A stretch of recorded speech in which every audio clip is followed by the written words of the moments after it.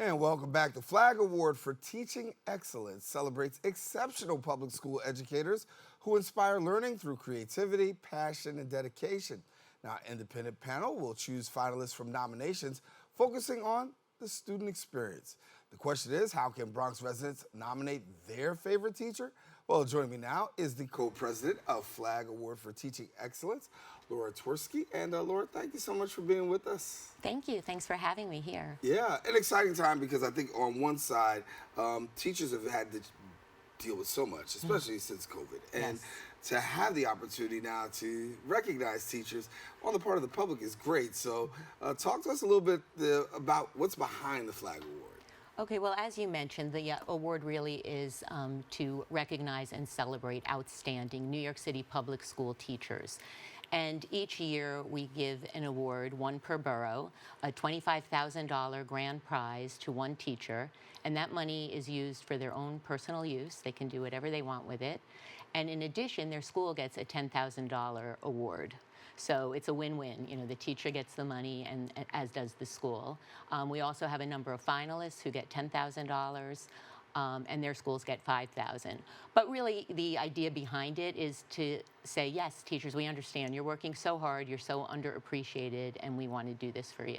Yeah, it's an opportunity to really highlight some of the great work. And you get to see and hear a lot of great nominations of teachers who are really making impact and making a difference. And so for the public, they have an opportunity to go until what, November 23rd, am I correct? Yes, that's correct. Okay, so what does it talk about? Let's talk about nominations. Okay, so nominations are open now through November 23rd, and almost anybody can nominate a teacher. I mean, we love getting students who nominate their teachers, and sometimes students and parents work together to fill out the form. It's pretty simple, though. I mean, all they have to do is say the name of the teacher and why they're nominating them. Some people just say, because she's awesome. Some people really write paragraphs and paragraphs about how this teacher has impacted their lives. Also, of course, principals can nominate other teachers.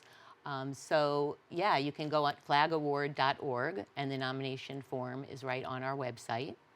And you can nominate now, as you said, through November 23rd. Yeah. And when we talk about the stories, we hear some great stories sometimes of people who've actually done this and received awards. Talk to us about the previous awards recipients and you know, how long this has been going on. Okay, yes. So we have recognized about 122 teachers, and that includes some semifinalists as well. This is our 5th year, so we're still getting the word out, and we know there's so many more wonderful teachers out there. But we have given out over $1.1 million. We have, actually driving here, I went right by Celia Cruz High School. We had a wonderful teacher who won there a few years ago, a band teacher. And that was actually still during the pandemic. So when we went into the school to surprise her, her principal was so excited. He invited about 100 people to this big gathering in the gym, and he invited her students from years past.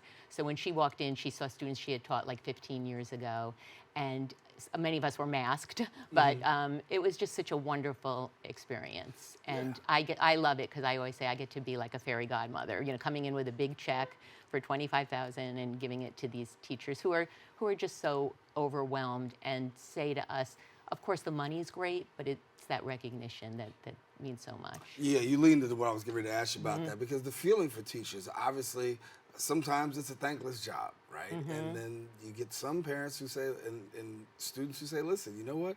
You've done a great job, but when you finally get that recognition, it goes a long way. Yes, it does. It really does. And yeah, like I said, that's what we hear more and more. Like, you see what I'm doing, you hear what I'm doing, and that means so much. Yeah.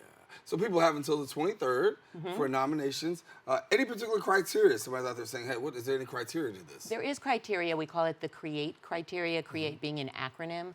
And again, you can go on our site, flagaward.org, and it will tell you exactly what it is. That's for the first round. So that's kind of how we call through all of the nominations. They fill out a form and say how they fit each one of those criteria.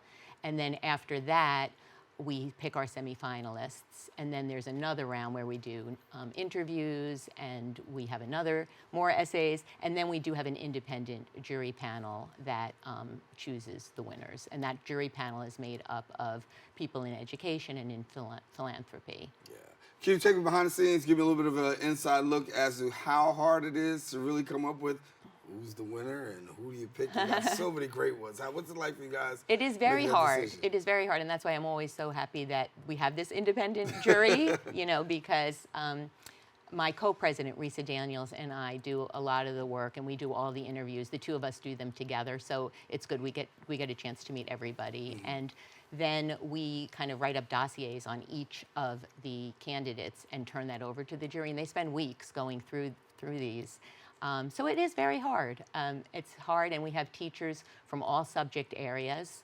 Oh, this is one very important thing. This year, we're opening up to pre-K. Prior to this, it's only been K through 12. So this year, we're including pre-K teachers because we've been asked to. So many people are saying we know wonderful pre-K teachers. And we are realizing that those teachers, that's the first experience most people have in school, and they're really setting up the student for future years. And they say a quality pre-K is so important in the future years. So this year, we are including pre-K through 12. Again, we have every subject matter, so it's very hard. There's a lot of discussion, but usually there are a few that just do really stand out. Yeah. So we got until November 23rd for the public to be able to go ahead and do what they do. Anything else you want to share with us before we go? Just, go out there and nominate. It's like such a great opportunity to recognize your favorite teacher, your student's favorite teacher, and also it's a great chance for your school to get some extra money that they can, do something creative with. Yeah, Laura Twersky, thank you so much for being with us. Thank you. It's my pleasure. All righty. Well, I want you to know if you want more information, visit the website, flagaward.org, and then follow them on social media at Flag Award. We encourage you don't go anywhere. We've got more open coming up right after this.